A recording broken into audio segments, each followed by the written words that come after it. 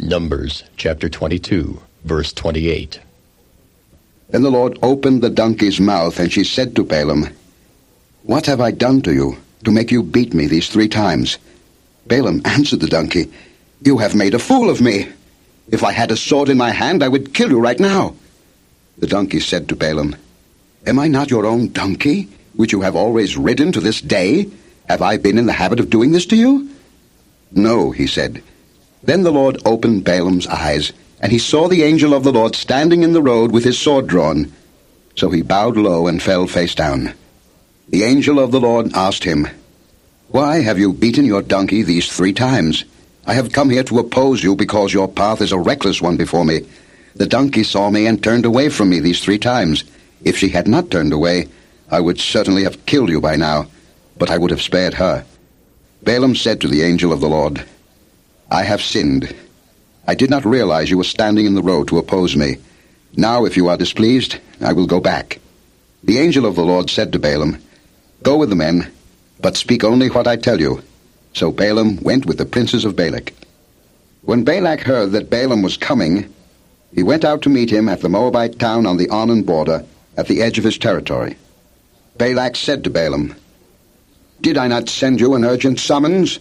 Why didn't you come to me? Am I really not able to reward you?"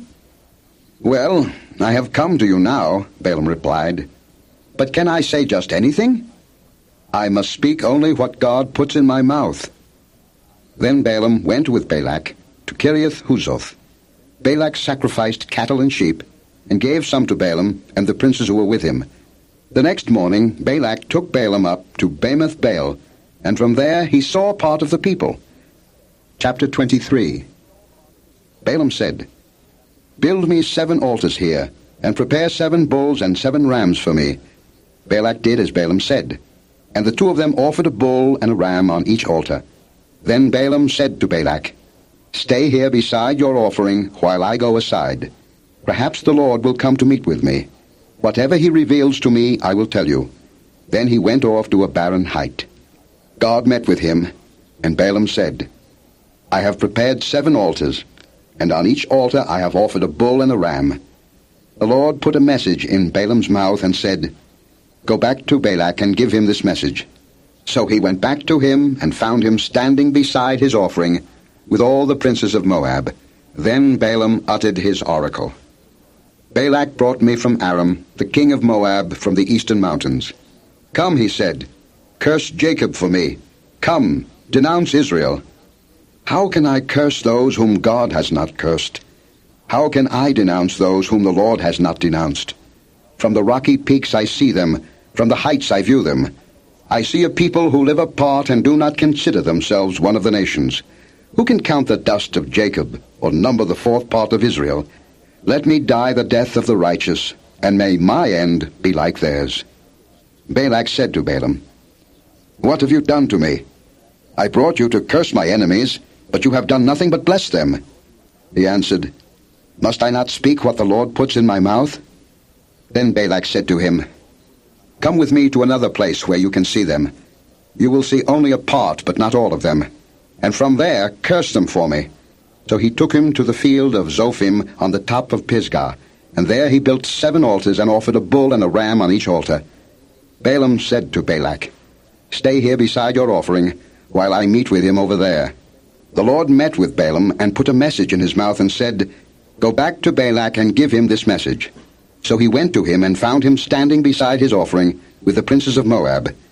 Balak asked him, "What did the Lord say?" Then he uttered his oracle. "Arise, Balak, and listen. Hear me, son of Zippor. God is not a man that he should lie, nor a son of man that he should change his mind. Does he speak and then not act? Does he promise and not fulfill? I have received a command to bless. He has blessed, and I cannot change it. No misfortune is seen in Jacob, no misery observed in Israel. The Lord their God is with them. The shout of the king is among them. God brought them out of Egypt. They have the strength of a wild ox. There is no sorcery against Jacob, no divination against Israel. It will now be said of Jacob and of Israel, 'See what God has done.' The people rise like a lioness. They rouse themselves like a lion that does not rest till he devours his prey and drinks the blood of his victims. Then Balak said to Balaam, "Neither curse them at all, nor bless them at all." Balaam answered, "Did I not tell you I must do whatever the Lord says?" Then Balak said to Balaam, "Come, let me take you to another place. Perhaps it will please God to let you curse them for me from there." And Balak took Balaam to the top of Peor, overlooking the wasteland. Balaam said, "Build me 7 altars here, and prepare 7 bulls and 7 rams for me." Balak did as Balaam had said, and offered a bull and a ram on each altar. Chapter 24. Now when Balaam saw that it pleased the Lord to bless Israel, he did not resort to sorcery, as at other times, but turned his face toward the desert. When Balaam looked out and saw Israel encamped tribe by tribe, the Spirit of God came upon him, and he uttered his oracle. The oracle of Balaam, son of Beor, the oracle of one whose eye sees clearly, the oracle of one who hears the words of God, who sees a vision from the Almighty, who falls prostrate, and whose eyes are opened. How beautiful are your tents, O Jacob, your dwelling places, O Israel. Like valleys they spread out, like gardens beside a river, like aloes planted by the Lord, like cedars beside the waters. Water will flow from their buckets. Their seed will have abundant water. Their king will be greater than Agag. Their kingdom will be exalted. God brought them out of Egypt. They have the strength of a wild ox. They devour hostile nations and break their bones in pieces. With their arrows they pierce them. Like a lion they crouch and lie down. Like a lioness, who dares to rouse them? May those who bless you be blessed, and those who curse you be cursed. Then Balak's anger burned against Balaam. He struck his hands together and said to him, "I summoned you to curse my enemies, but you have blessed them these 3 times. Now leave at once, and go home. I said I would reward you handsomely, but the Lord has kept you from being rewarded." Balaam answered Balak, "Did I not tell the messengers you sent me, even if Balak gave me his palace filled with silver and gold, I could not do anything of my own accord, good or bad, to go beyond the command of the Lord, and I must only say what the Lord says. Now I am going back to my people. But come, let me warn you of what this people will do to your people in days to come." Then he uttered his oracle. The oracle of Balaam, son of Beor, the oracle of one whose eye sees clearly, the oracle of one who hears the words of God, who has knowledge from the Most High, who sees a vision from the Almighty, who falls prostrate, and whose eyes are opened. I see him, but not now. I behold him, but not near. A star will come out of Jacob. A scepter will rise out of Israel. He will crush the foreheads of Moab, the skulls of all the sons of Sheth. Edom will be conquered. Seir, his enemy, will be conquered. But Israel will grow strong. A ruler will come out of Jacob and destroy the survivors of the city. Then Balaam saw Amalek and uttered his oracle. Amalek was first among the nations, but he will come to ruin at last. Then he saw the Kenites and uttered his oracle. Your dwelling place is secure. Your nest is set in a rock. Yet you Kenites will be destroyed when Asher takes you captive. Then he uttered his oracle. Ah, who can live when God does this? Ships will come from the shores of Kittim. They will subdue Asher and Heba, but they too will come to ruin. Then Balaam got up and returned home, and Balak went his own way. Chapter 25. While Israel was staying in Shittim, the men began to indulge in sexual immorality with Moabite women, who invited them to the sacrifices to their gods. The people ate and bowed down before these gods. So Israel joined in worshipping the Baal of Peor, and the Lord's anger burned against them. The Lord said to Moses, "Take all the leaders of these people, kill them, and expose them in broad daylight before the Lord, so that the Lord's fierce anger may turn away from Israel." So Moses said to Israel's judges, "Each of you must put to death those of your men who have joined in worshipping the Baal of Peor." Then an Israelite man brought to his family a Midianite woman right before the eyes of Moses and the whole assembly of Israel while they were weeping at the entrance to the tent of meeting. When Phinehas, son of Eleazar, the son of Aaron the priest, saw this, he left the assembly, took a spear in his hand, and followed the Israelite into the tent. He drove the spear through both of them, through the Israelite and into the woman's body. Then the plague against the Israelites was stopped. But those who died in the plague numbered 24,000. The Lord said to Moses, "Phinehas, son of Eleazar, the son of Aaron the priest, has turned my anger away from the Israelites, for he was as zealous as I am for my honor among them, so that in my zeal I did not put an end to them. Therefore tell him I am making my covenant of peace with him. He and his descendants will have a covenant of a lasting priesthood, because he was zealous for the honor of his God, and made atonement for the Israelites. The name of the Israelite who was killed with the Midianite woman was Zimri, son of Salu, the leader of a Simeonite family. And the name of the Midianite woman who was put to death was Cozbi, daughter of Zer, a tribal chief of a Midianite family. The Lord said to Moses, "Treat the Midianites as enemies and kill them, because they treated you as enemies when they deceived you in the affair of Peor and their sister Cozbi, the daughter of a Midianite leader, the woman who was killed when the plague came as a result of Peor." Chapter 26.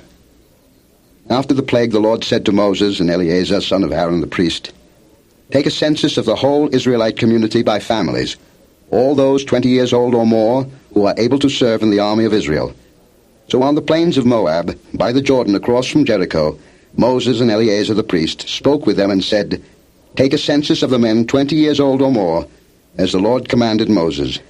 These were the Israelites who came out of Egypt.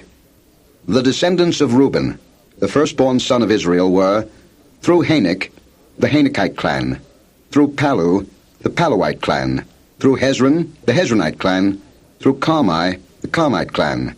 These were the clans of Reuben. Those numbered were 43,730. The son of Palu was Eliab, and the sons of Eliab were Nemuel, Dathan, and Abiram. The same Dathan and Abiram were the community officials who rebelled against Moses and Aaron, and were among Korah's followers when they rebelled against the Lord. The earth opened its mouth and swallowed them along with Korah, whose followers died when the fire devoured the 250 men, and they served as a warning sign. The line of Korah, however, did not die out. The descendants of Simeon by their clans were, through Nemuel, the Nemuelite clan, through Jamin, the Jaminite clan, through Jachin, the Jachinite clan, through Zerah, the Zerahite clan, through Shael, the Shaelite clan. These were the clans of Simeon. There were 22,200 men.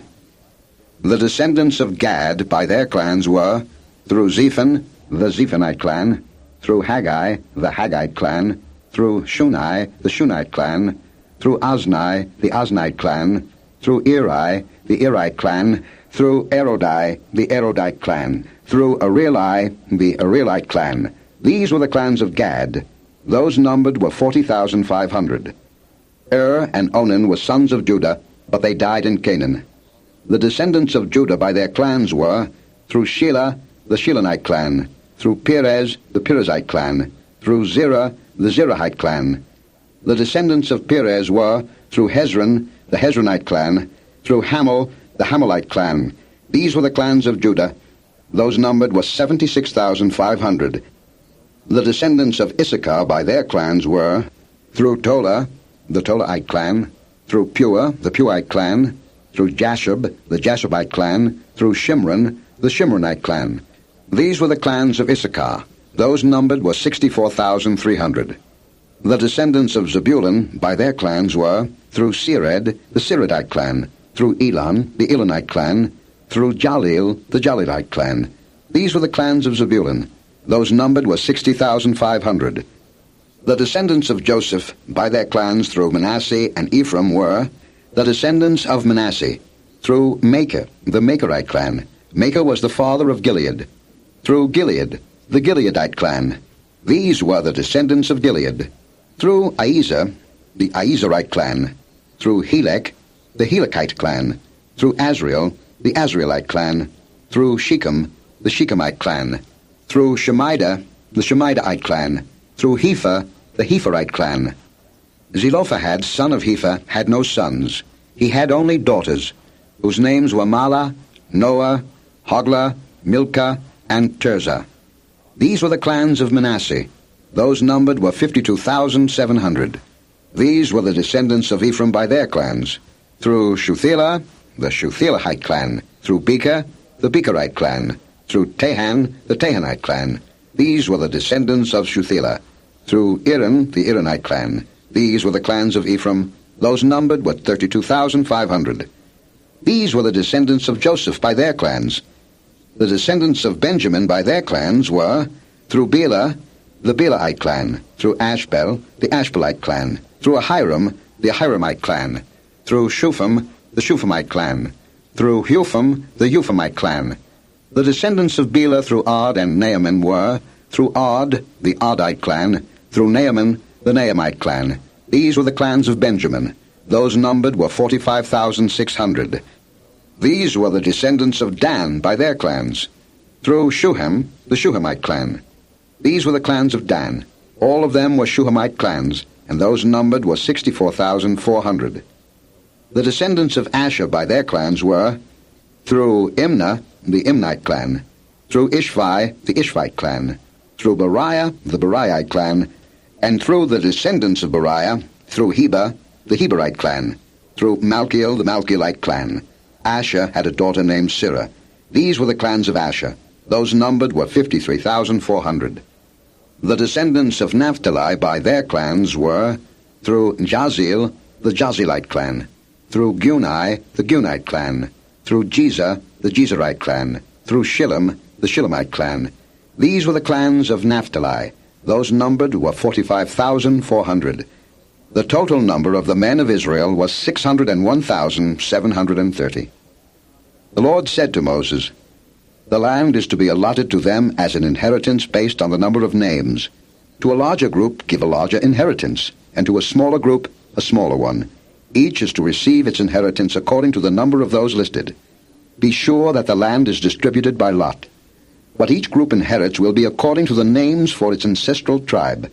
Each inheritance is to be distributed by lot among the larger and smaller groups." These were the Levites who were counted by their clans. Through Gershon, the Gershonite clan. Through Kohath, the Kohathite clan. Through Merari, the Merarite clan. These also were Levite clans. The Libnite clan, the Hebronite clan, the Malite clan, the Mushite clan, the Korahite clan. Kohath was the forefather of Amram. The name of Amram's wife was Jochebed, a descendant of Levi, who was born to the Levites in Egypt. To Amram she bore Aaron, Moses, and their sister Miriam. Aaron was the father of Nadab and Abihu, Eleazar and Ithamar. But Nadab and Abihu died when they made an offering before the Lord with unauthorized fire. All the male Levites a month old or more numbered 23,000. They were not counted along with the other Israelites because they received no inheritance among them.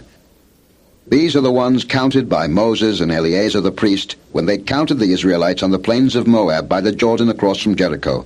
Not one of them was among those counted by Moses and Aaron the priest when they counted the Israelites in the desert of Sinai.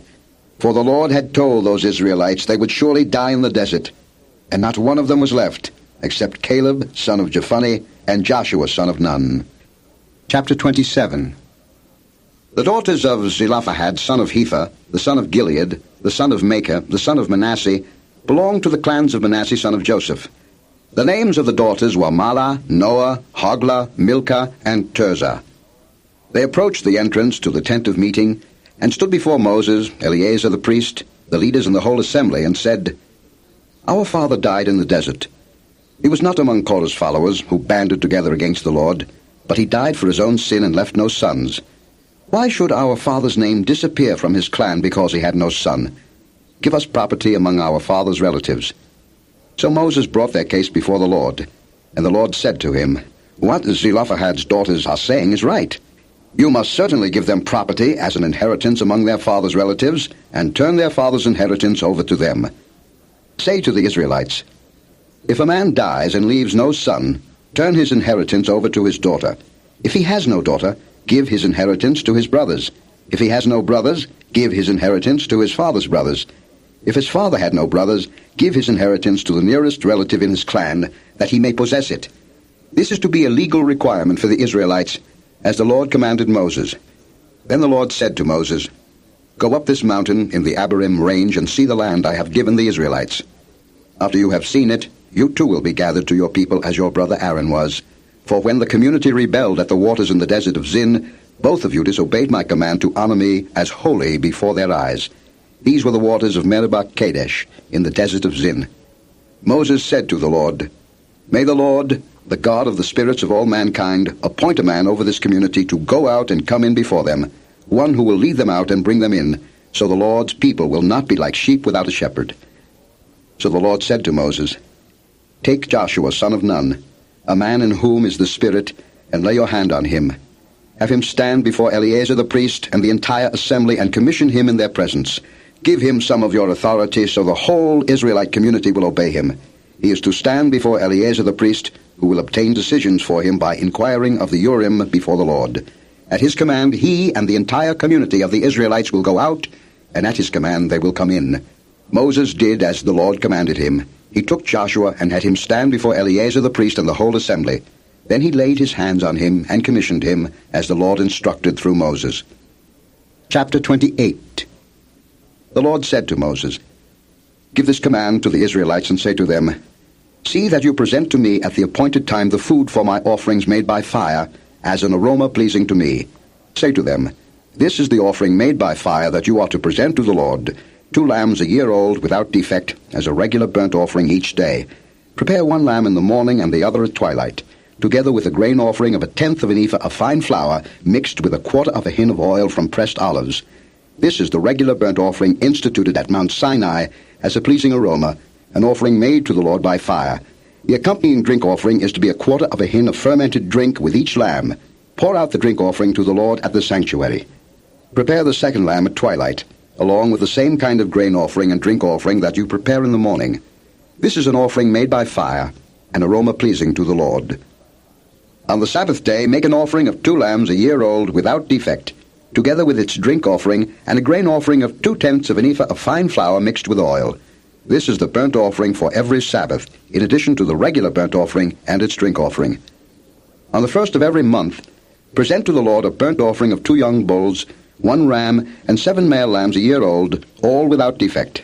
With each bull there is to be a grain offering of 3/10 of an ephah of fine flour mixed with oil. With the ram, a grain offering of 2/10 of an ephah of fine flour mixed with oil. And with each lamb, a grain offering of 1/10 of an ephah of fine flour mixed with oil. This is for a burnt offering, a pleasing aroma, an offering made to the Lord by fire. With each bull there is to be a drink offering of 1/2 a hin of wine, with a ram 1/3 of a hin, and with each lamb 1/4 of a hin. This is the monthly burnt offering to be made at each new moon during the year. Besides the regular burnt offering with its drink offering, 1 male goat is to be presented to the Lord as a sin offering. On the 14th day of the 1st month, the Lord's Passover is to be held. On the 15th day of this month, there is to be a festival. For 7 days eat bread made without yeast. On the 1st day hold a sacred assembly and do no regular work. Present to the Lord an offering made by fire, a burnt offering of 2 young bulls, 1 ram, and 7 male lambs a year old, all without defect. With each bull prepare a grain offering of 3/10 of an ephah of fine flour mixed with oil, with the ram 2/10, and with each of the 7 lambs 1/10. Include 1 male goat as a sin offering to make atonement for you. Prepare these in addition to the regular morning burnt offering. In this way, prepare the food for the offering made by fire every day for 7 days as an aroma pleasing to the Lord. It is to be prepared in addition to the regular burnt offering and its drink offering. On the 7th day, hold a sacred assembly and do no regular work. On the day of first fruits, when you present to the Lord an offering of new grain during the Feast of Weeks, hold a sacred assembly and do no regular work. Present a burnt offering of 2 young bulls, 1 ram, and 7 male lambs a year old, as an aroma pleasing to the Lord. With each bull there is to be a grain offering of 3/10 of an ephah of fine flour mixed with oil, with a ram 2/10, and with each of the 7 lambs 1/10. Include 1 male goat to make atonement for you. Prepare these together with their drink offerings, in addition to the regular burnt offering and its grain offering. Be sure the animals are without defect. Chapter 29. On the 1st day of the 7th month, hold a sacred assembly and do no regular work. It is a day for you to sound the trumpets. As an aroma pleasing to the Lord, prepare a burnt offering of 1 young bull, 1 ram, and 7 male lambs a year old, all without defect. With the bull prepare a grain offering of 3/10 of an ephah of fine flour mixed with oil, with the ram 2/10, and with each of the 7 lambs 1/10. Include 1 male goat as a sin offering to make atonement for you. These are in addition to the monthly and daily burnt offerings with their grain offerings and drink offerings as specified. They are offerings made to the Lord by fire, a pleasing aroma. On the 10th day of this 7th month, hold a sacred assembly. You must deny yourselves and do no work. Present as an aroma pleasing to the Lord a burnt offering of 1 young bull, 1 ram, and 7 male lambs a year old, all without defect.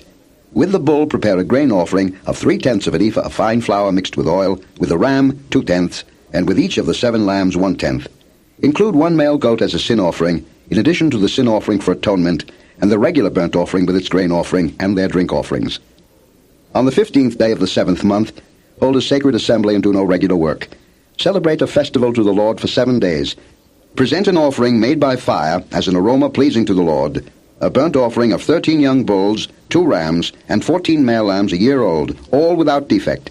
With each of the 13 bulls prepare a grain offering of 3/10 of an ephah of fine flour mixed with oil, with each of the 2 rams 2/10, and with each of the 14 lambs 1/10. Include 1 male goat as a sin offering, in addition to the regular burnt offering with its grain offering and drink offering. On the 2nd day prepare 12 young bulls, 2 rams, and 14 male lambs a year old, all without defect. With the bulls, rams, and lambs, prepare their grain offerings and drink offerings according to the number specified. Include 1 male goat as a sin offering, in addition to the regular burnt offering with its grain offering and their drink offerings. On the 3rd day, prepare 11 bulls, 2 rams, and 14 male lambs a year old, all without defect. With the bulls, rams, and lambs, prepare their grain offerings and drink offerings according to the number specified. Include 1 male goat as a sin offering, in addition to the regular burnt offering with its grain offering and drink offering. On the 4th day, prepare 10 bulls, 2 rams, and 14 male lambs a year old, all without defect. With the bulls, rams, and lambs, prepare their grain offerings and drink offerings according to the number specified. Include 1 male goat as a sin offering, in addition to the regular burnt offering with its grain offering and drink offering.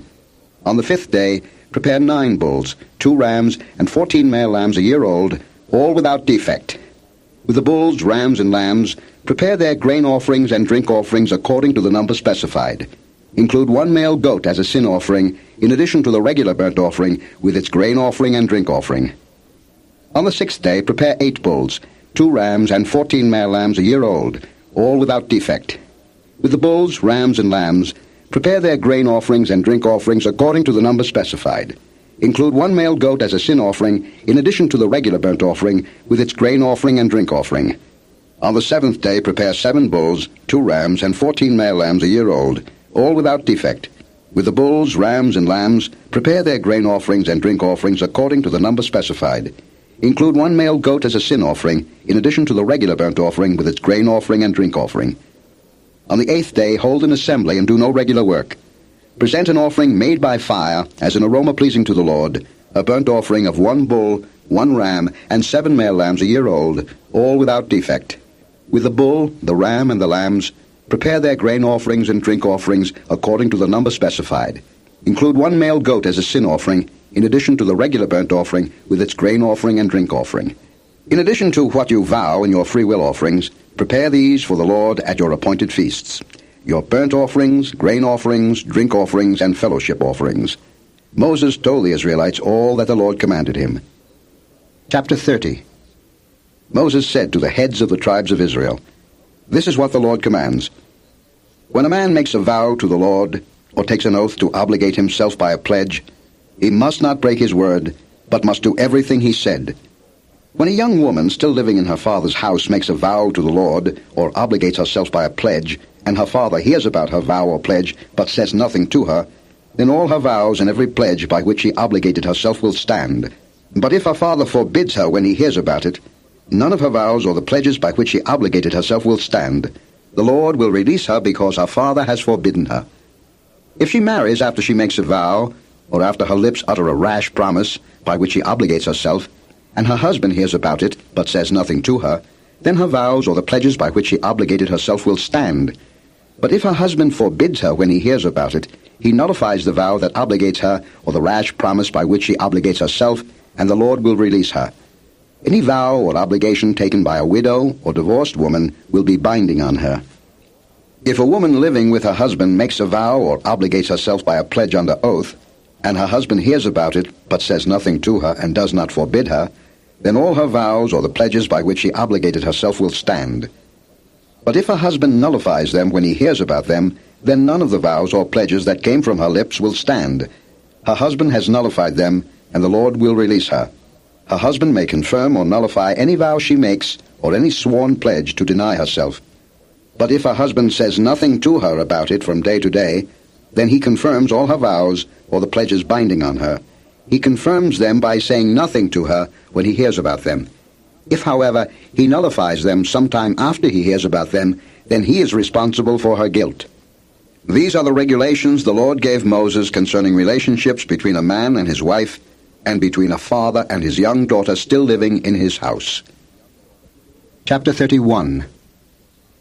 The Lord said to Moses, "Take vengeance on the Midianites for the Israelites. After that, you will be gathered to your people." So Moses said to the people, "Arm some of your men to go to war against the Midianites and to carry out the Lord's vengeance on them. Send into battle 1,000 men from each of the tribes of Israel." So 12,000 men, armed for battle, 1,000 from each tribe, were supplied from the clans of Israel. Moses sent them into battle, 1,000 from each tribe, along with Phinehas, son of Eleazar the priest, who took with him articles from the sanctuary and the trumpets for signaling. They fought against Midian, as the Lord commanded Moses, and killed every man. Among their victims were Evi, Rechem, Zur, Hur, and Reba, the 5 kings of Midian. They also killed Balaam, son of Beor, with the sword. The Israelites captured the Midianite women and children and took all the Midianite herds, flocks, and goods as plunder.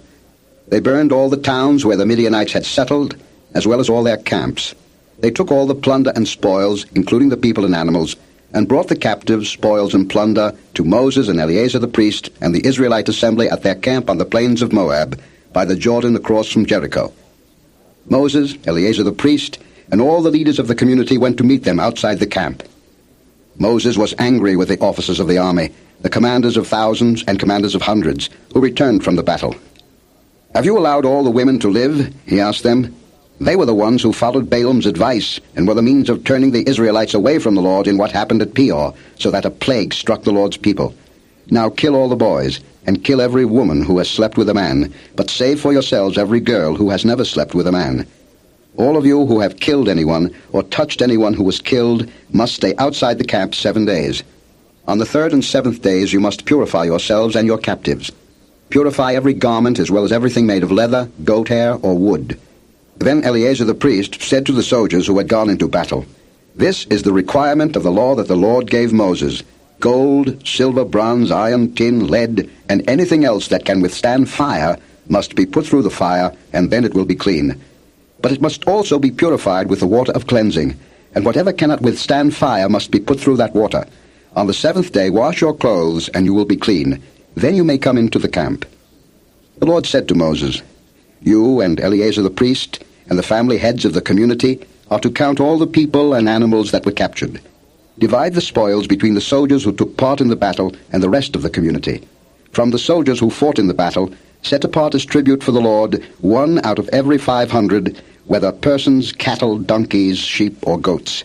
Take this tribute from their half share and give it to Eleazar the priest as the Lord's part.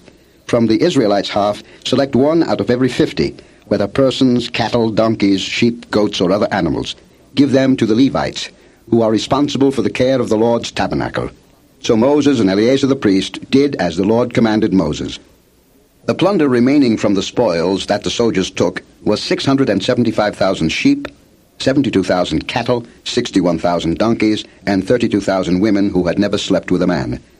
The half share of those who fought in the battle was 337,500 sheep, of which the tribute for the Lord was 675, 36,000 cattle, of which the tribute for the Lord was 72, 30,500 donkeys, of which the tribute for the Lord was 61, 16,000 people, of which the tribute for the Lord was 32. Moses gave the tribute to Eleazar the priest as the Lord's part, as the Lord commanded Moses. The half belonging to the Israelites, which Moses set apart from that of the fighting men, the community's half, was 337,500 sheep, 36,000 cattle, 30,500 donkeys, and 16,000 people. From the Israelites' half, Moses selected 1 out of every 50 persons and animals, as the Lord commanded him, and gave them to the Levites, who were responsible for the care of the Lord's tabernacle. Then the officers who were over the units of the army, the commanders of thousands and commanders of hundreds, went to Moses and said to him, "Your servants have counted the soldiers under our command, and not one is missing. So we have brought as an offering to the Lord the gold articles each of us acquired, armlets, bracelets, signet rings, earrings, and necklaces, to make atonement for ourselves before the Lord. Moses and Eleazar the priest accepted from them the gold, all the crafted articles. All the gold from the commanders of thousands and commanders of hundreds that Moses and Eleazar presented as a gift to the Lord weighed 16,750 shekels. Each soldier had taken plunder for himself. Moses and Eleazar the priest accepted the gold from the commanders of thousands and commanders of hundreds and brought it into the tent of meeting as a memorial for the Israelites before the Lord. Chapter 32. The Reubenites and Gadites, who had very large herds and flocks, saw that the lands of Jazer and Gilead were suitable for livestock. So they came to Moses and Eleazar the priest and to the leaders of the community and said, Ataroth, Dibon, Jazer, Nimrah, Heshbon, Elealeh, Sebam, Nebo, and Beon, the land the Lord subdued before the people of Israel, are suitable for livestock, and your servants have livestock. If we have found favor in your eyes, they said, let this land be given to your servants as our possession. Do not make us cross the Jordan. Moses said to the Gadites and Reubenites, Shall your countrymen go to war while you sit here? Why do you discourage the Israelites from going over into the land the Lord has given them? This is what your fathers did when I sent them from Kadesh Barnea to look over the land. After they went up to the valley of Eshcol and viewed the land, they discouraged the Israelites from entering the land the Lord had given them. The Lord's anger was aroused that day, and he swore this oath. Because they have not followed me wholeheartedly, not one of the men 20 years old or more who came up out of Egypt will see the land I promised on oath to Abraham, Isaac, and Jacob. Not one except Caleb, son of Jephunneh the Kenizzite, and Joshua, son of Nun, for they followed the Lord wholeheartedly. The Lord's anger burned against Israel, and he made them wander in the desert 40 years, until the whole generation of those who had done evil in his sight was gone. And here you are, a brood of sinners, standing in the place of your fathers and making the Lord even more angry with Israel. If you turn away from following him, he will again leave all this people in the desert, and you will be the cause of their destruction. Then they came up to him and said, We would like to build pens here for our livestock and cities for our women and children, but we are ready to arm ourselves and go ahead of the Israelites until we have brought them to their place. Meanwhile, our women and children will live in fortified cities for protection from the inhabitants of the land. We will not return to our homes until every Israelite has received his inheritance. We will not receive any inheritance with them on the other side of the Jordan, because our inheritance has come to us on the east side of the Jordan. Then Moses said to them, If you will do this, if you will arm yourselves before the Lord for battle, and if all of you will go armed over the Jordan before the Lord until he has driven his enemies out before him, then, when the land is subdued before the Lord, you may return and be free from your obligation to the Lord and to Israel, and this land will be your possession before the Lord. But if you fail to do this, you will be sinning against the Lord, and you may be sure that your sin will find you out. Build cities for your women and children, and pens for your flocks, but do what you have promised. The Gadites and Reubenites said to Moses, We, your servants, will do as our Lord commands. Our children and wives, our flocks and herds will remain here in the cities of Gilead. But your servants, every man armed for battle, will cross over to fight before the Lord, just as our Lord says. Then Moses gave orders about them to Eleazar the priest, and Joshua son of Nun, and to the family heads of the Israelite tribes. He said to them, If the Gadites and Reubenites, every man armed for battle, cross over the Jordan with you before the Lord, then when the land is subdued before you, give them the land of Gilead as their possession. But if they do not cross over with you armed, they must accept their possession with you in Canaan. The Gadites and Reubenites answered, Your servants will do what the Lord has said. We will cross over before the Lord into Canaan armed, but the property we inherit will be on this side of the Jordan. Then Moses gave to the Gadites, the Reubenites, and the half-tribe of Manasseh son of Joseph, the kingdom of Sihon, king of the Amorites, and the kingdom of Og, king of Bashan, the whole land with its cities and the territory around them.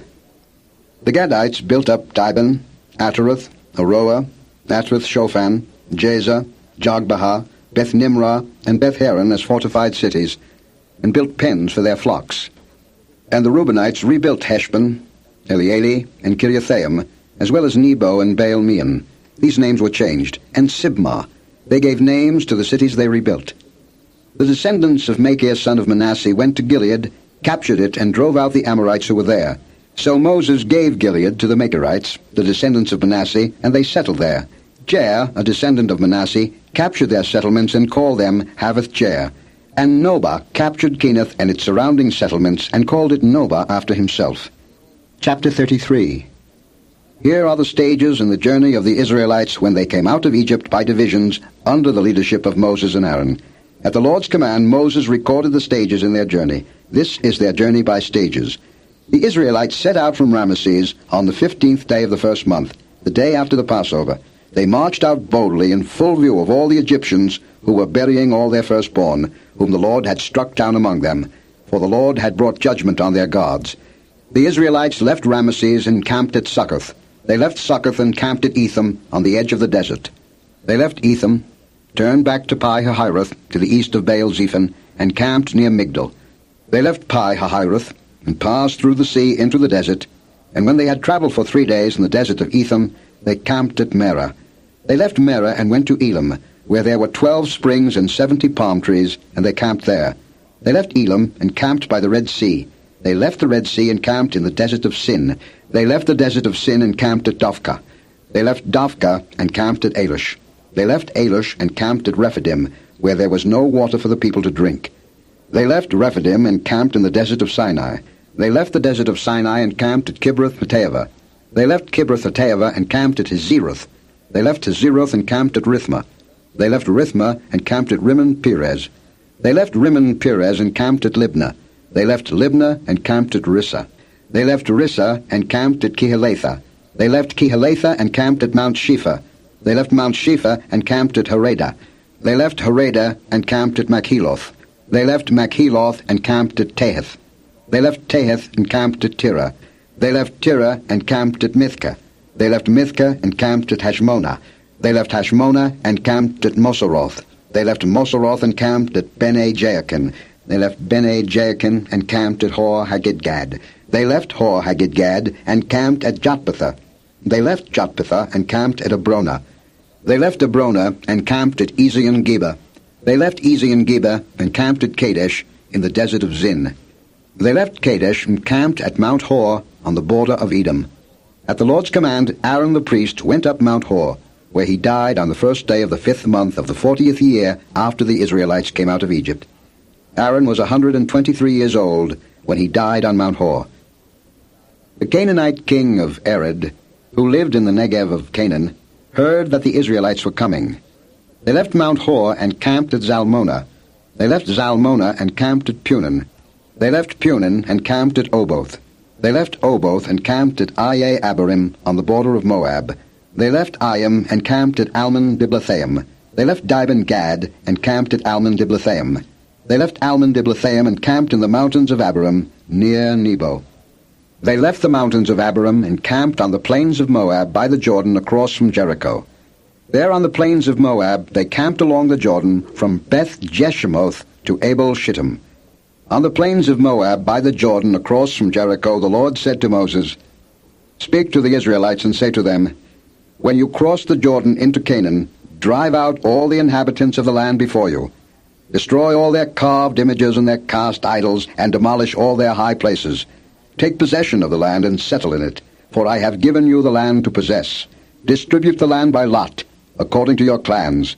To a larger group, give a larger inheritance, and to a smaller group a smaller one. Whatever falls to them by lot will be theirs.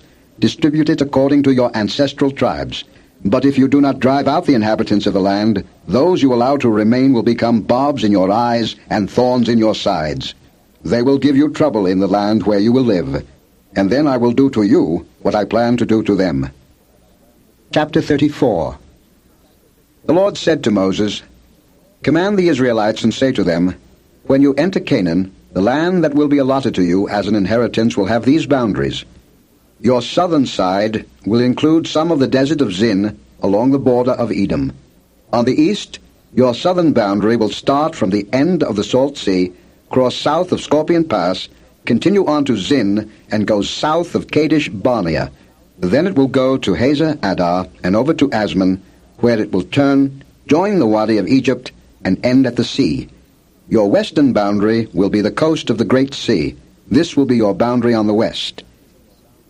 This book is continued on the other side of this tape.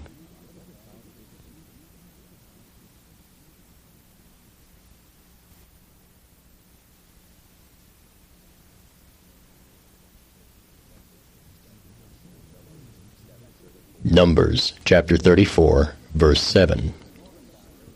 For your northern boundary, run a line from the great sea to Mount Hor, and from Mount Hor to Lebo-Hamath.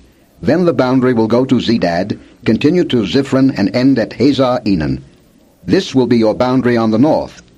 For your eastern boundary, run a line from Hazar-Enan to Shepham. The boundary will go down from Shepham to Riblah on the east side of Ain and continue along the slopes east of the Sea of Kinnereth. Then the boundary will go down along the Jordan and end at the Salt Sea. This will be your land, with its boundaries on every side. Moses commanded the Israelites, "Assign this land by lot as an inheritance. The Lord has ordered that it be given to the 9.5 tribes, because the families of the tribe of Reuben, the tribe of Gad, and the half-tribe of Manasseh have received their inheritance. These 2.5 tribes have received their inheritance on the east side of the Jordan of Jericho, toward the sunrise." The Lord said to Moses, "These are the names of the men who are to assign the land for you as an inheritance: Eleazar the priest, and Joshua son of Nun, and appoint one leader from each tribe to help assign the land. These are their names: Caleb, son of Jephunneh, from the tribe of Judah; Shemuel, son of Ammihud, from the tribe of Simeon; Elidad, son of Kislon, from the tribe of Benjamin; Buckai, son of Joglai, the leader from the tribe of Dan; Haniel, son of Ephod, the leader from the tribe of Manasseh, son of Joseph; Kemuel, son of Shiftan, the leader from the tribe of Ephraim, son of Joseph; Elizaphan, son of Parnach, the leader from the tribe of Zebulun; Paltiel, son of Azan, the leader from the tribe of Issachar; Ahihud, son of Shalomai, the leader from the tribe of Asher; Pedal, son of Ammihud, the leader from the tribe of Naphtali. These are the men the Lord commanded to assign the inheritance to the Israelites in the land of Canaan. Chapter 35. On the plains of Moab, by the Jordan, across from Jericho, the Lord said to Moses, "Command the Israelites to give the Levites towns to live in from the inheritance the Israelites will possess, and give them pasture lands around the towns. Then they will have towns to live in, and pasture lands for their cattle, flocks, and all their other livestock. The pasture lands around the towns that you give the Levites will extend out 1,500 feet from the town wall. Outside the town, measure 3,000 feet on the east side, 3,000 on the south side, 3,000 on the west, and 3,000 on the north, with the town in the center. They will have this area as pasture land for the towns. 6 of the towns you give the Levites will be cities of refuge, to which a person who has killed someone may flee. In addition, give them 42 other towns. In all, you must give the Levites 48 towns, together with their pasture lands. The towns you give the Levites from the land the Israelites possess are to be given in proportion to the inheritance of each tribe. Take many towns from a tribe that has many, but few from one that has few." Then the Lord said to Moses, "Speak to the Israelites and say to them, when you cross the Jordan into Canaan, select some towns to be your cities of refuge, to which a person who has killed someone accidentally may flee. They will be places of refuge from the avenger, so that a person accused of murder may not die before he stands trial before the assembly. These 6 towns you give will be your cities of refuge. Give 3 on this side of the Jordan, and 3 in Canaan as cities of refuge. These 6 towns will be a place of refuge for Israelites, aliens, and any other people living among them, so that anyone who has killed another accidentally can flee there. If a man strikes someone with an iron object so that he dies, he is a murderer. The murderer shall be put to death. Or if anyone has a stone in his hand that could kill, and he strikes someone so that he dies, he is a murderer. The murderer shall be put to death. Or if anyone has a wooden object in his hand that could kill, and he hits someone so that he dies, he is a murderer. The murderer shall be put to death. The avenger of blood shall put the murderer to death. When he meets him, he shall put him to death. If anyone with malice aforethought shoves another, or throws something at him intentionally so that he dies, or if in hostility he hits him with his fist so that he dies, that person shall be put to death. He is a murderer. The avenger of blood shall put the murderer to death when he meets him. But if without hostility someone suddenly shoves another, or throws something at him unintentionally, or, without seeing him, drops a stone on him that could kill him, and he dies, then since he was not his enemy, and he did not intend to harm him, the assembly must judge between him and the avenger of blood according to these regulations.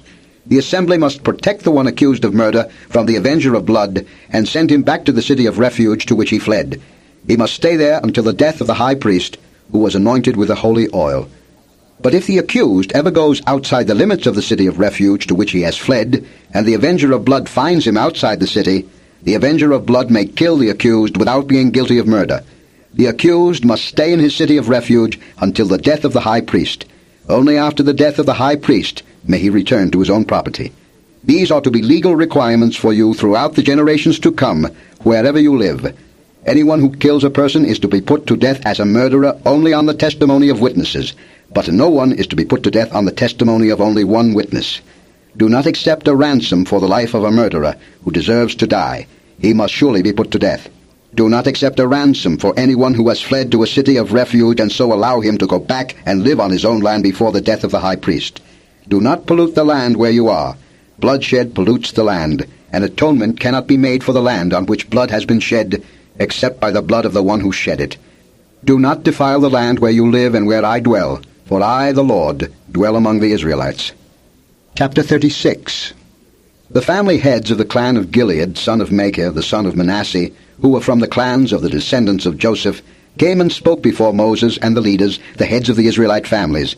They said, "When the Lord commanded my Lord to give the land as an inheritance to the Israelites by lot, he ordered you to give the inheritance of our brother Zelophehad to his daughters. Now suppose they marry men from other Israelite tribes. Then their inheritance will be taken from our ancestral inheritance and added to that of the tribe they marry into. And so part of the inheritance allotted to us will be taken away. When the year of Jubilee for the Israelites comes, their inheritance will be added to that of the tribe into which they marry, and their property will be taken from the tribal inheritance of our forefathers." Then at the Lord's command, Moses gave this order to the Israelites. "What the tribe of the descendants of Joseph is saying is right. This is what the Lord commands for Zelophehad's daughters. They may marry anyone they please, as long as they marry within the tribal clan of their father. No inheritance in Israel is to pass from tribe to tribe, for every Israelite shall keep the tribal land inherited from his forefathers. Every daughter who inherits land in any Israelite tribe must marry someone in her father's tribal clan, so that every Israelite will possess the inheritance of his fathers. No inheritance may pass from tribe to tribe, for each Israelite tribe is to keep the land it inherits." So Zelophehad's daughters did as the Lord commanded Moses. Zelophehad's daughters, Mahlah, Tirzah, Hoglah, Milcah, and Noah, married their cousins on their father's side. They married within the clans of the descendants of Manasseh son of Joseph, and their inheritance remained in their father's clan and tribe. These are the commands and regulations the Lord gave through Moses to the Israelites on the plains of Moab by the Jordan across from Jericho. This book is concluded. The fifth book of Moses, called Deuteronomy. Chapter 1. These are the words Moses spoke to all Israel in the desert east of the Jordan, that is, in the Arabah, opposite Suf, between Paran and Tophel, Laban, Hazeroth, and Dizahab. It takes 11 days to go from Horeb to Kadesh Barnea by the Mount Seir road. In the 40th year, on the first day of the 11th month, Moses proclaimed to the Israelites all that the Lord had commanded him concerning them. This was after he had defeated Sihon, king of the Amorites, who reigned in Heshbon, and at Edrei had defeated Og, king of Bashan, who reigned in Ashtaroth. East of the Jordan, in the territory of Moab, Moses began to expound this law, saying, "The Lord our God said to us at Horeb, 'You have stayed long enough at this mountain. Break camp and advance into the hill country of the Amorites. Go to all the neighboring peoples in the Arabah, in the mountains, in the western foothills, in the Negev, and along the coast, to the land of the Canaanites, and to Lebanon, as far as the great river the Euphrates. See, I have given you this land. Go in and take possession of the land that the Lord swore he would give to your fathers, to Abraham, Isaac, and Jacob, and to their descendants after them.' At that time I said to you, 'You are too heavy a burden for me to carry alone. The Lord your God has increased your numbers, so that today you are as many as the stars in the sky. May the Lord, the God of your fathers, increase you 1,000 times, and bless you as he has promised. But how can I bear your problems and your burdens and your disputes all by myself? Choose some wise, understanding, and respected men from each of your tribes, and I will set them over you.' You answered me, 'What you propose to do is good.'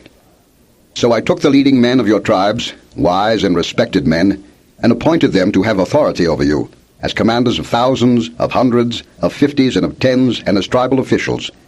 And I charged your judges at that time, 'Hear the disputes between your brothers and judge fairly, whether the case is between brother Israelites or between one of them and an alien. Do not show partiality in judging. Hear both small and great alike. Do not be afraid of any man, for judgment belongs to God. Bring me any case too hard for you, and I will hear it. And at that time I told you everything you were to do. Then, as the Lord our God commanded us, we set out from Horeb and went toward the hill country of the Amorites, through all that vast and dreadful desert that you have seen, and so we reached Kadesh Barnea. Then I said to you, You have reached the hill country of the Amorites, which the Lord our God is giving us. See, the Lord your God has given you the land. Go up and take possession of it as the Lord, the God of your fathers, told you. Do not be afraid. Do not be discouraged. Then all of you came to me and said, Let us send men ahead to spy out the land for us, and bring back a report about the route we are to take and the towns we will come to. The idea seemed good to me, so I selected 12 of you, one man from each tribe. They left and went up into the hill country, and came to the valley of Eshcol and explored it. Taking with them some of the fruit of the land, they brought it down to us and reported, It is a good land that the Lord our God is giving us. But you were unwilling to go up. You rebelled against the command of the Lord your God. You grumbled in your tents and said, The Lord hates us, so he brought us out of Egypt to deliver us into the hands of the Amorites to destroy us. Where can we go? Our brothers have made us lose heart. They say, The people are stronger and taller than we are. The cities are large, with walls up to the sky. We even saw the Anakites there. Then I said to you, Do not be terrified. Do not be afraid of them.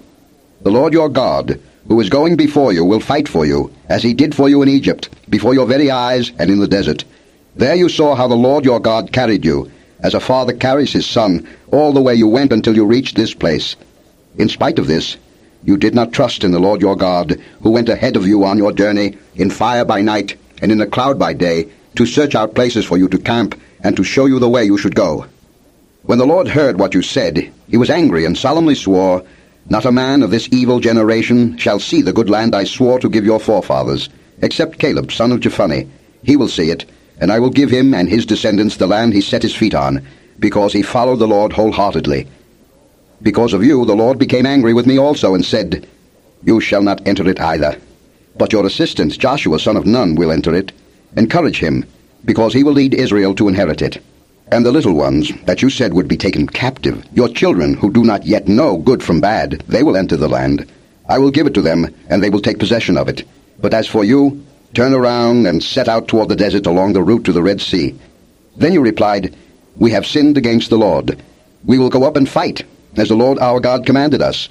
So every one of you put on his weapons, thinking it easy to go up into the hill country. But the Lord said to me, Tell them, Do not go up and fight, because I will not be with you. You will be defeated by your enemies. So I told you, but you would not listen. You rebelled against the Lord's command, and in your arrogance you marched up into the hill country. The Amorites who lived in those hills came out against you. They chased you like a swarm of bees and beat you down from Seir all the way to Hormah. You came back and wept before the Lord, but he paid no attention to your weeping and turned a deaf ear to you. And so you stayed in Kadesh many days, all the time you spent there. Chapter 2. Then we turned back and set out toward the desert along the route to the Red Sea, as the Lord had directed me. But a long time we made our way around the hill country of Seir. Then the Lord said to me, You have made your way around this hill country long enough. Now turn north. Give the people these orders. You are about to pass through the territory of your brothers, the descendants of Esau, who live in Seir. They will be afraid of you, but be very careful. Do not provoke them to war, for I will not give you any of their land, not even enough to put your foot on. I have given Esau the hill country of Seir as his own. You are to pay them in silver for the food you eat and the water you drink. The Lord your God has blessed you in all the work of your hands. He has watched over your journey through this vast desert. These 40 years the Lord your God has been with you, and you have not lacked anything. So we went on past our brothers, the descendants of Esau, who live in Seir.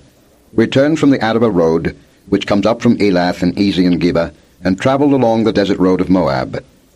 Then the Lord said to me, Do not harass the Moabites, or provoke them to war, for I will not give you any part of their land. I have given Ar to the descendants of Lot as a possession. The Emites used to live there, a people strong and numerous and as tall as the Anakites. Like the Anakites, they too were considered Rephaites, but the Moabites called them Emites. Horites used to live in Seir, but the descendants of Esau drove them out. They destroyed the Horites from before them and settled in their place, just as Israel did in the land the Lord gave them as their possession. And the Lord said, "Now get up and cross the Zered valley." So we crossed the valley. 38 years passed from the time we left Kadesh Barnea until we crossed the Zered valley. By then, that entire generation of fighting men had perished from the camp, as the Lord had sworn to them. The Lord's hand was against them until he had completely eliminated them from the camp. Now when the last of these fighting men among the people had died, the Lord said to me, "Today you are to pass by the region of Moab at Ar. When you come to the Ammonites, do not harass them or provoke them to war, for I will not give you possession of any land belonging to the Ammonites. I have given it as a possession to the descendants of Lot." That too was considered a land of the Rephaites who used to live there, but the Ammonites called them Zamzamites. They were a people strong and numerous, and as tall as the Anakites. The Lord destroyed them from before the Ammonites, who drove them out and settled in their place. The Lord had done the same for the descendants of Esau, who lived in Seir, when he destroyed the Horites from before them. They drove them out, and have lived in their place to this day. And as for the Avites, who live in villages as far as Gaza, the Caphtorites coming out from Caphtor destroyed them and settled in their place. Set out now and cross the Arnon Gorge. See, I have given unto your hand Sihon the Amorite, king of Heshbon and his country. Begin to take possession of it and engage him in battle. This very day I will begin to put the terror and fear of you on all the nations under heaven. They will hear reports of you, and will tremble and be in anguish because of you. From the desert of Kedemoth I sent messengers to Sihon, king of Heshbon, offering peace and saying, "Let us pass through your country. We will stay on the main road. We will not turn aside to the right or to the left. Sell us food to eat, and water to drink for their price in silver. Only let us pass through on foot. As the descendants of Esau, who live in Seir, and the Moabites who live in Ar, did for us, until we cross the Jordan into the land the Lord our God is giving us. But Sihon, king of Heshbon, refused to let us pass through. For the Lord your God had made his spirit stubborn, and his heart obstinate, in order to give him into your hands, as he has now done. The Lord said to me, See, I have begun to deliver Sihon and his country over to you. Now begin to conquer and possess his land."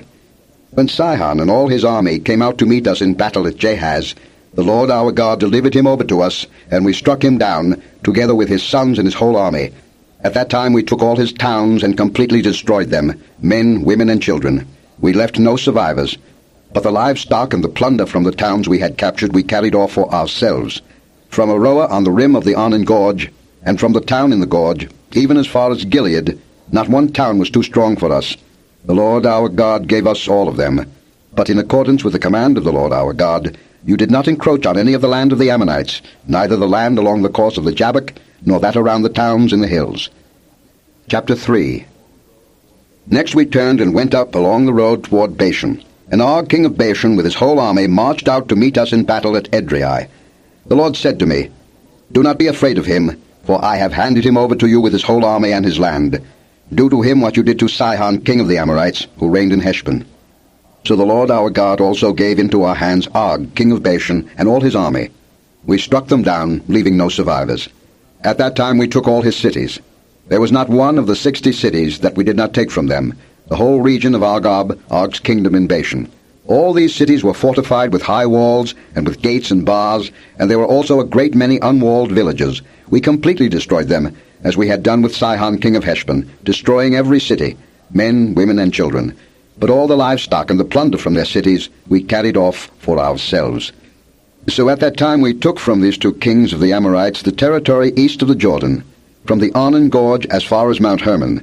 Hermon is called Syrian by the Zidonians, the Amorites call it Sina. We took all the towns on the plateau, and all Gilead, and all Bashan, as far as Salakah and Edrei, towns of Og's kingdom in Bashan. Only Og, king of Bashan, was left of the remnant of the Rephaites. His bed was made of iron, and was more than 13 feet long and 6 feet wide. It is still in Rabbah of the Ammonites. Of the land that we took over at that time, I gave the Reubenites and the Gadites the territory north of Aroer by the Arnon Gorge, including half the hill country of Gilead, together with its towns. The rest of Gilead, and also all of Bashan, the kingdom of Og, I gave to the half-tribe of Manasseh. The whole region of Argob in Bashan used to be known as a land of the Rephaites. Jair, a descendant of Manasseh, took the whole region of Argob as far as the border of the Geshurites and the Maacathites. It was named after him, so that to this day Bashan is called Havoth-Jair. And I gave Gilead to Machir. But to the Reubenites and the Gadites I gave the territory extending from Gilead down to the Arnon Gorge, the middle of the gorge being the border, and out to the Jabbok River, which is the border of the Ammonites. Its western border was the Jordan in the Arabah, from Kinnereth to the sea of the Arabah, the Salt Sea, below the slopes of Pisgah. I commanded you at that time, the Lord your God has given you this land to take possession of it. But all your able-bodied men, armed for battle, must cross over ahead of your brother Israelites. However, your wives, your children, and your livestock, I know you have much livestock, may stay in the towns I have given you, until the Lord gives rest to your brothers as he has to you, and they too have taken over the land that the Lord your God is giving them across the Jordan. After that, each of you may go back to the possession I have given you. At that time I commanded Joshua, you have seen with your own eyes all that the Lord your God has done to these 2 kings. The Lord will do the same to all the kingdoms over there where you are going. Do not be afraid of them. The Lord your God himself will fight for you. At that time I pleaded with the Lord, O sovereign Lord, you have begun to show to your servant your greatness and your strong hand. For what God is there in heaven or on earth who can do the deeds and mighty works you do? Let me go over and see the good land beyond the Jordan, that fine hill country in Lebanon. But because of you the Lord was angry with me and would not listen to me. That is enough, the Lord said. Do not speak to me any more about this matter. Go up to the top of Pisgah and look west and north and south and east. Look at the land with your own eyes, since you are not going to cross this Jordan. But commission Joshua, and encourage and strengthen him, for he will lead this people across, and will cause them to inherit the land that you will see. So he stayed in the valley near Beth Peor. Chapter 4. Hear now, O Israel, the decrees and laws I am about to teach you. Follow them, so that you may live, and may go in and take possession of the land that the Lord, the God of your fathers, is giving you. Do not add to what I command you, and do not subtract from it, but keep the commands of the Lord your God that I give you. You saw with your own eyes what the Lord did at Baal Peor. The Lord your God destroyed from among you everyone who followed the Baal of Peor. But all of you who held fast to the Lord your God are still alive today. See, I have taught you decrees and laws, as the Lord my God commanded me, so that you may follow them in the land you are entering to take possession of it. Observe them carefully, for this will show your wisdom and understanding to the nations, who will hear about all these decrees and say, surely this great nation is a wise and understanding people. What other nation is so great as to have their gods near them the way the Lord our God is near us whenever we pray to him? And what other nation is so great as to have such righteous decrees and laws as this body of laws I am setting before you today? Only be careful, and watch yourselves closely, so that you do not forget the things your eyes have seen, or let them slip from your heart as long as you live. Teach them to your children and to their children after them. Remember the day you stood before the Lord your God at Horeb, when he said to me, assemble the people before me to hear my words, so that they may learn to revere me as long as they live in the land, and may teach them to their children. You came near and stood at the foot of the mountain, while it blazed with fire to the very heavens, with black clouds and deep darkness. Then the Lord spoke to you out of the fire. You heard the sound of words, but saw no form. There was only a voice. He declared to you his covenant, the 10 Commandments, which he commanded you to follow, and then wrote them on 2 stone tablets. And the Lord directed me at that time to teach you the decrees and laws you are to follow in the land that you are crossing the Jordan to possess. You saw no form of any kind the day the Lord spoke to you at Horeb out of the fire. Therefore watch yourselves very carefully, so that you do not become corrupt and make for yourselves an idol, an image of any shape, whether formed like a man or a woman, or like any animal on earth, or any bird that flies in the air, or like any creature that moves along the ground, or any fish in the waters below. And when you look up to the sky and see the sun, the moon, and the stars, all the heavenly array, do not be enticed into bowing down to them and worshipping things the Lord your God has apportioned to all the nations under heaven. But as for you, the Lord took you and brought you out of the iron-smelting furnace, out of Egypt, to be the people of his inheritance, as you now are. The Lord was angry with me because of you, and he solemnly swore that I would not cross the Jordan and enter the good land the Lord your God is giving you as your inheritance. I will die in this land. I will not cross the Jordan. But you are about to cross over and take possession of that good land. Be careful not to forget the covenant of the Lord your God that he made with you. Do not make for yourselves an idol in the form of anything the Lord your God has forbidden. for the Lord your God is a consuming fire, a jealous God. After you have had children and grandchildren, and have lived in the land a long time, if you then become corrupt and make any kind of idol, doing evil in the eyes of the Lord your God, and provoking him to anger, I call heaven and earth as witnesses against you this day, that you will quickly perish from the land that you are crossing the Jordan to possess. You will not live there long, but will certainly be destroyed.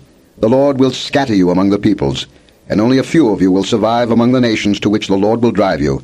There you will worship man-made gods of wood and stone, which cannot see or hear or eat or smell. But if from there you seek the Lord your God, you will find him if you look for him with all your heart and with all your soul. When you are in distress and all these things have happened to you, then in later days you will return to the Lord your God and obey him. For the Lord your God is a merciful God. He will not abandon or destroy you or forget the covenant with your forefathers, which he confirmed to them by oath. Ask now about the former days, long before your time, from the day God created man on the earth. Ask from one end of the heavens to the other. Has anything so great as this ever happened? Or has anything like it ever been heard of? Has any other people heard the voice of God speaking out of fire as you have and lived? Has any God ever tried to take for himself one nation out of another nation, by testings, by miraculous signs and wonders, by war, by a mighty hand and an outstretched arm, or by great and awesome deeds, like all the things the Lord your God did for you in Egypt, before your very eyes? You were shown these things, so that you might know that the Lord is God. Besides him there is no other. From heaven he made you hear his voice to discipline you. On earth he showed you his great fire, and you heard his words from out of the fire. Because he loved your forefathers and chose their descendants after them, he brought you out of Egypt by his presence and his great strength, to drive out before you nations greater and stronger than you, and to bring you into their land, to give it to you for your inheritance, as it is today. Acknowledge and take to heart this day that the Lord is God in heaven above, and on the earth below. There is no other. Keep his decrees and commands, which I am giving you today, so that it may go well with you and your children after you, and that you may live long in the land the Lord your God gives you for all time. Then Moses set aside 3 cities east of the Jordan, to which anyone who had killed a person could flee if he had unintentionally killed his neighbor without malice aforethought. He could flee into one of these cities and save his life. The cities were these: Bezer in the desert plateau for the Reubenites, Ramoth in Gilead for the Gadites, and Golan in Bashan for the Manassites. This is the law Moses set before the Israelites. These are the stipulations, decrees, and laws Moses gave them when they came out of Egypt and were in the valley near Beth Peor east of the Jordan, in the land of Sihon, king of the Amorites, who reigned in Heshbon and was defeated by Moses and the Israelites as they came out of Egypt. They took possession of his land and the land of Og, king of Bashan, the 2 Amorite kings east of the Jordan. This land extended from Aroer on the rim of the Arnon Gorge to Mount Sion, that is Hermon, and included all the Arabah east of the Jordan, as far as the sea of the Arabah, below the slopes of Pisgah. Chapter 5. Moses summoned all Israel and said, Hear, O Israel, the decrees and laws I declare in your hearing today. Learn them, and be sure to follow them. The Lord our God made a covenant with us at Horeb. It was not with our fathers that the Lord made this covenant, but with us, with all of us who are alive here today. The Lord spoke to you face to face out of the fire on the mountain. At that time I stood between the Lord and you, to declare to you the word of the Lord, because you were afraid of the fire, and did not go up the mountain. And he said, I am the Lord your God, who brought you out of Egypt, out of the land of slavery. You shall have no other gods before me. You shall not make for yourself an idol in the form of anything in heaven above, or on the earth beneath, or in the waters below. You shall not bow down to them or worship them. For I, the Lord your God, am a jealous God, punishing the children for the sin of the fathers, to the 3rd and 4th generation of those who hate me, but showing love to 1,000 generations of those who love me, and keep my commandments. You shall not misuse the name of the Lord your God, for the Lord will not hold anyone guiltless who misuses his name. Observe the Sabbath day by keeping it holy, as the Lord your God has commanded you. 6 days you shall labor and do all your work, but the 7th day is a Sabbath to the Lord your God. On it you shall not do any work, neither you, nor your son or daughter, nor your manservant or maidservant, nor your ox, your donkey, or any of your animals, nor the alien within your gates, so that your manservant and maidservant may rest as you do. Remember that you were slaves in Egypt, and that the Lord your God brought you out of there with a mighty hand and an outstretched arm. Therefore the Lord your God has commanded you to observe the Sabbath day. Honor your father and your mother, as the Lord your God has commanded you, so that you may live long, and that it may go well with you in the land the Lord your God is giving you. You shall not murder. You shall not commit adultery. You shall not steal. You shall not give false testimony against your neighbor. You shall not covet your neighbor's wife. You shall not set your desire on your neighbor's house or land, his manservant or maidservant, his ox or donkey, or anything that belongs to your neighbor. These are the commandments the Lord proclaimed in a loud voice to your whole assembly there on the mountain from out of the fire, the cloud, and the deep darkness. And he added nothing more. Then he wrote them on 2 stone tablets and gave them to me.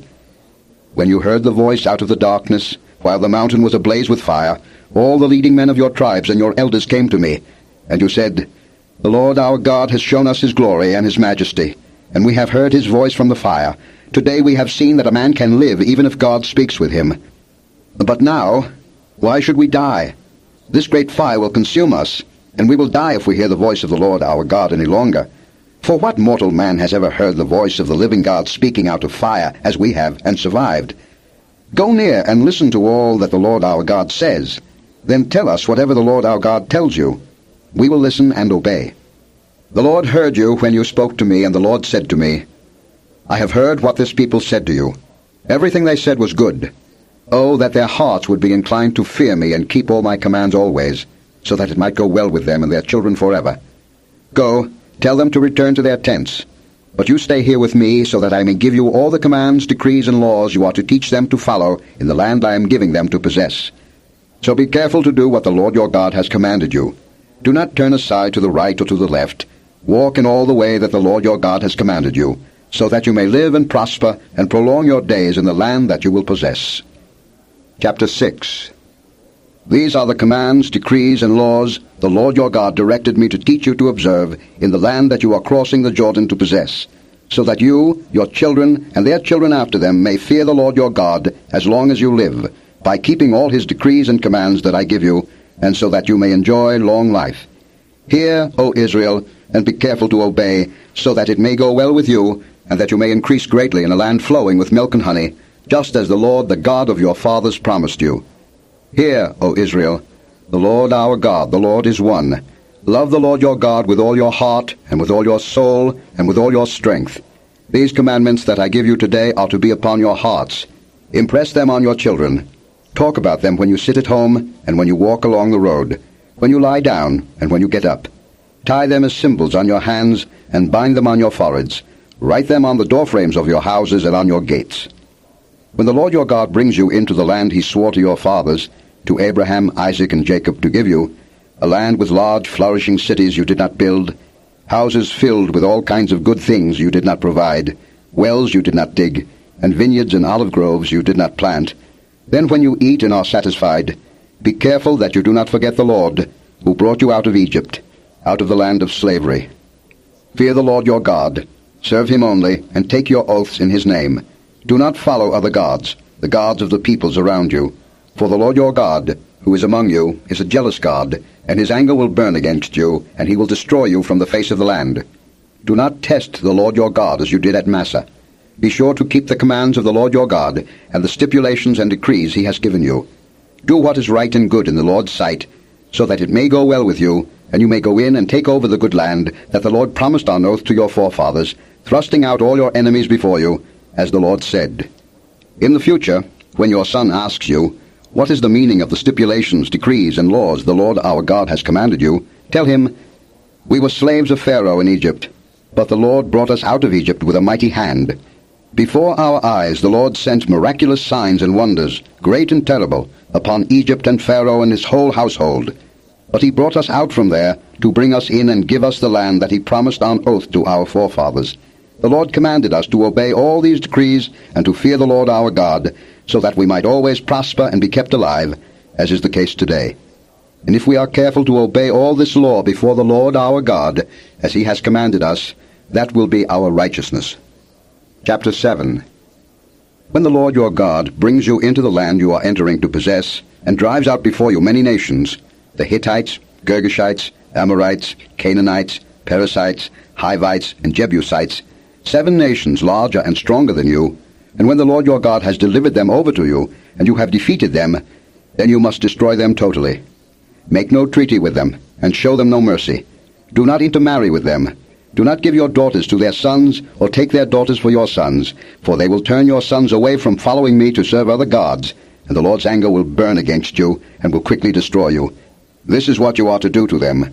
Break down their altars, smash their sacred stones, cut down their Asherah poles, and burn their idols in the fire, for you are a people holy to the Lord your God. The Lord your God has chosen you out of all the peoples on the face of the earth to be his people, his treasured possession.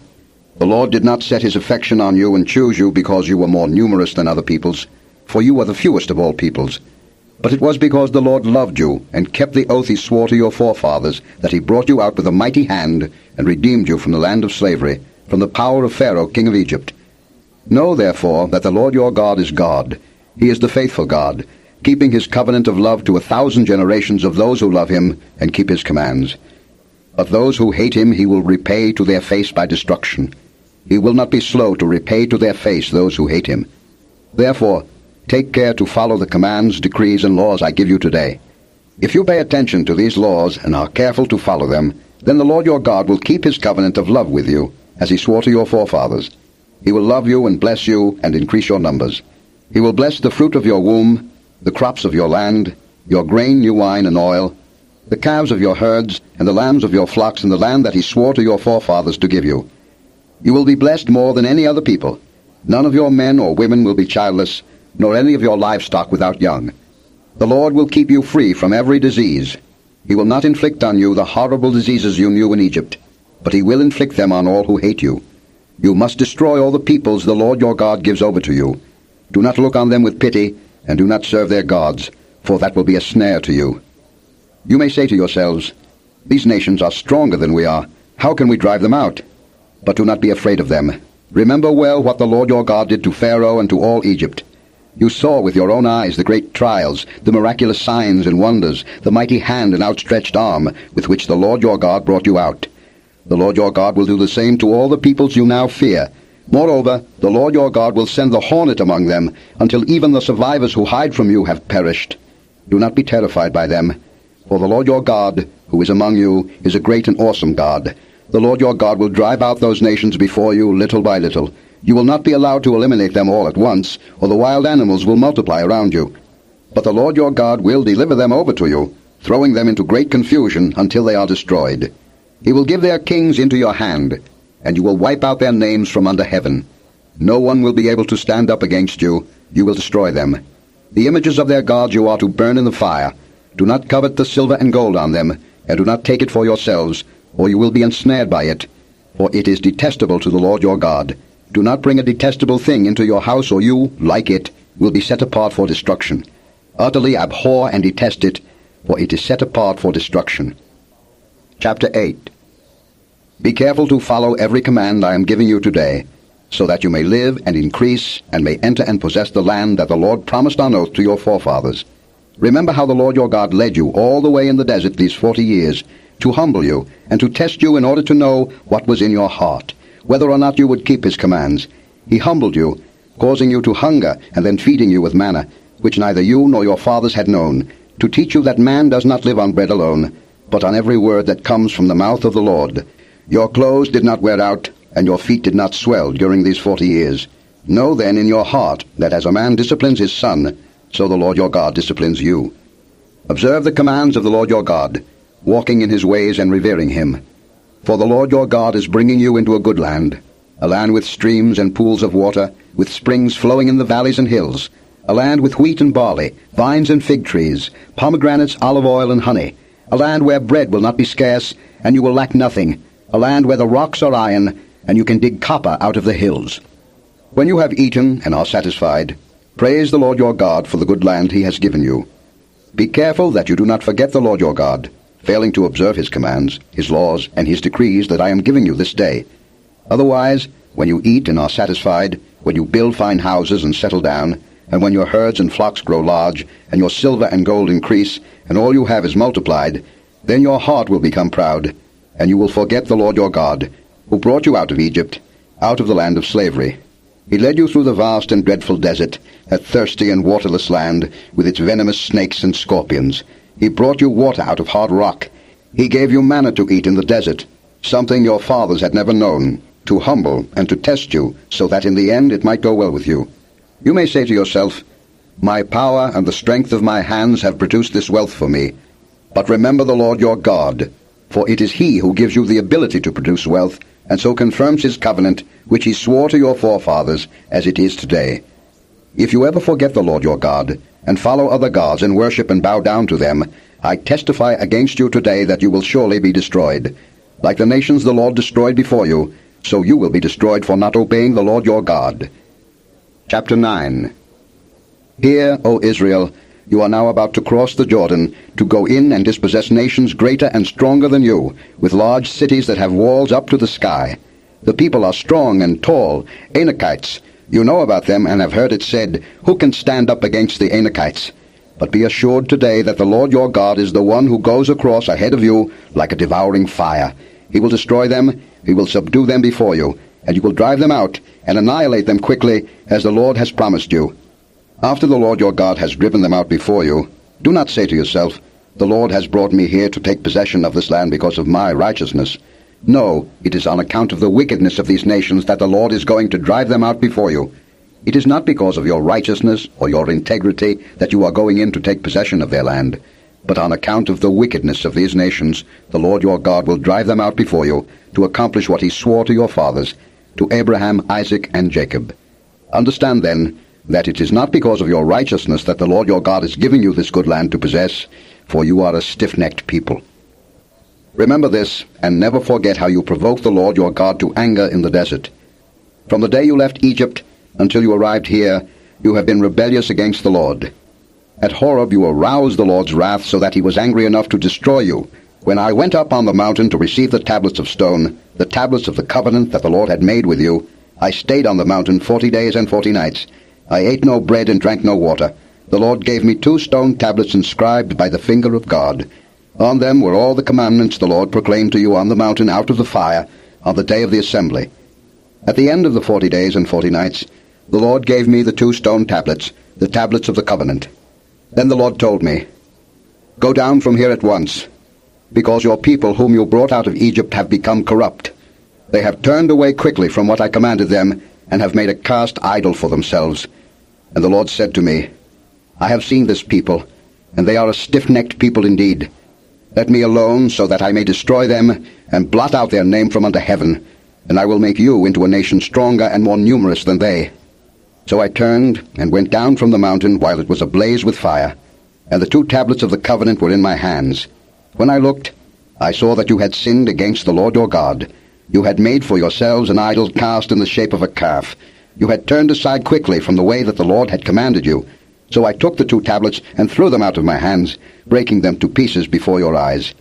Then once again I fell prostrate before the Lord for 40 days and 40 nights. I ate no bread and drank no water, because of all the sin you had committed, doing what was evil in the Lord's sight, and so provoking Him to anger. I feared the anger and wrath of the Lord, for He was angry enough with you to destroy you. But again the Lord listened to me, and the Lord was angry enough with Aaron to destroy him. But at that time I prayed for Aaron too. Also I took that sinful thing of yours, the calf you had made, and burned it in the fire. Then I crushed it and ground it to powder as fine as dust, and threw the dust into a stream that flowed down the mountain. You also made the Lord angry at Taberah, at Massa, and at Kibroth Hattaavah. And when the Lord sent you out from Kadesh Barnea, He said, "Go up and take possession of the land I have given you." But you rebelled against the command of the Lord your God. You did not trust Him or obey Him. You have been rebellious against the Lord ever since I have known you. This book is continued on the next tape.